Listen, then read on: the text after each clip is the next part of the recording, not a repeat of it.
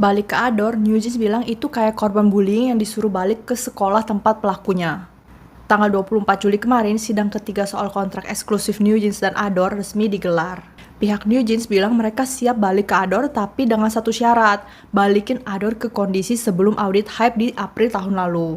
Audit yang isinya tuduhan ke Min Hee-jin mau ambil ahli perusahaan. Yang ternyata polisi bebasin Min Hee-jin dari tuduhan itu tanggal 18 Juli. Mereka bilang kondisi Ador sekarang ibarat HP yang diganti SIM-nya. Luarnya masih sama tapi semua orang yang mereka percaya udah nggak ada. Ador jawab, soal CEO itu putusan direksi, bukan artis, jadi bukan alasan buat putus kontrak. Newjeans lanjut bilang, suruh kami balik ke Ador sama aja kayak nyuruh korban bullying balik ke sekolah pelakunya. Cuma lewat gedung agensi aja udah bikin was-was dan sampai perlu pengobatan depresi.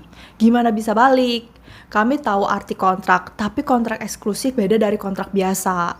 Ador kasih argumen mereka udah investasi besar, waktu debut aja 7 miliar won dan 2 miliar won buat MV, bahkan bikin platform fans khusus buat Newjeans. Hype juga bantu secara aktif. Newjeans bilang waktu kami sukses cuma 2 tahun, Hype seneng tapi juga waspada.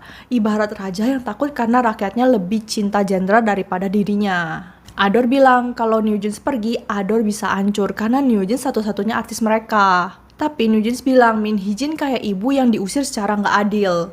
Terus sekarang ibaratnya ayah pelaku kekerasan suruh anak-anak balik ke rumah dan janji bakal cari ibu baru. Dari semua ini korban utama adalah Newjeans. Ador bilang yang digugat itu Newjeans bukan Min Hee-jin dan gak ada bukti kuat Newjeans disiksa atau ditekan. Newjeans jawab soal bawa-bawa Min Hee-jin emang itu dilema mereka, tapi karena perannya besar jadi gak bisa dipisahin. Obrolan soal rebut perusahaan juga cuma omongan pribadi. Ador respon, posisi CEO itu gak bisa asal ngomong tentang hal itu seenaknya dan bilang itu cuma obrolan santai. Disclaimer, aku gak berpihak ke siapa-siapa. Kalian bisa cek sendiri dari Korea Jong'an Daily, Korean Herald, dan Dispatch. Respon kayak netizen contohnya, di mana Min Hee-jin dia provokasi dan sekarang malah ngilang. Lihat berita Hype isinya pelanggaran semua tempat penuh hal ilegal. Kalau aku jadi mereka, aku juga mau balik lagi deh.